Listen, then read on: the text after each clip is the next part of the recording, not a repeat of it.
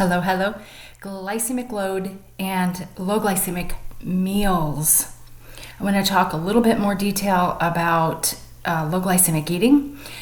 And glycemic load is a little complicated and it was for me forever. It still kind of is, but let's simplify it because that's what this program is all about, is simplifying things, okay?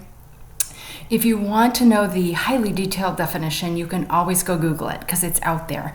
But to simplify, what does glycemic load mean? Here's an example. Watermelon is officially a high glycemic food. It is I think it's in the 80s, so it's a very high glycemic food. But when you give it a load number, what they do is they take the product, how fast it will spike your blood sugar, and then they take into consideration the amount of the serving. So let's say that you're going to eat watermelon, 1 cup of watermelon.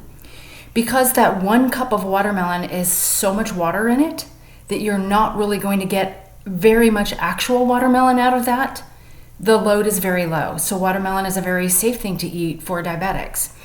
So hopefully that makes sense to you, because I believe watermelon has some fiber in it too. So I believe if you were to dehydrate a cup of watermelon, something like 92% of it is, or maybe high 80s, is water.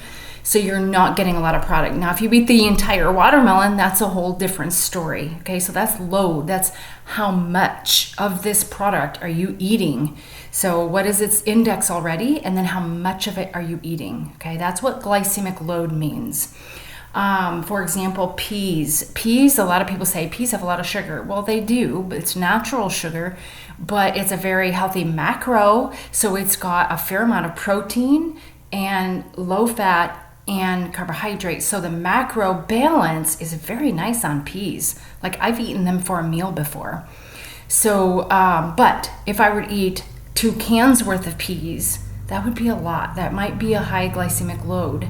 But if I eat 1/2 of a can or half of a cup, the glycemic load is going to be very low because of the amount of fiber and protein in those peas. Okay, so hopefully that explains that to you. Now I want to talk a little bit real quick about meals. So for example, when you have a meal, the more al dente you can cook any of the portion of that meal, especially the carbohydrates, the lower glycemic it's going to be.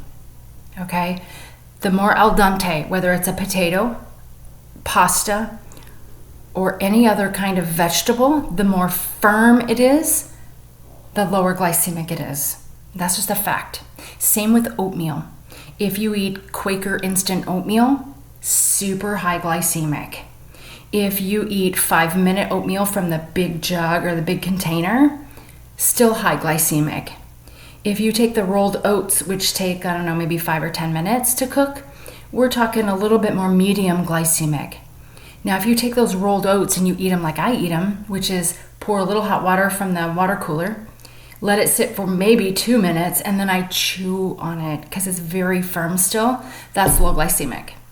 Okay, so the word oatmeal can mean many different things. It can be high glycemic and it can be very low glycemic. So if you eat the oat groat, which is the entire oat seed before it's pulled all apart to make instant oats, if you eat that whole oat groat, it is lower glycemic. Okay, so it's important to know this about your food. So when you cook spaghetti, if it's firm, lower glycemic. It's not low glycemic, it's medium, but at least it's not high glycemic. Kraft macaroni and cheese, the kind that usually is so mushy by the time you're done that you don't even have to chew it, you just swallow it, high glycemic. High glycemic, doesn't matter how much cheese is in that.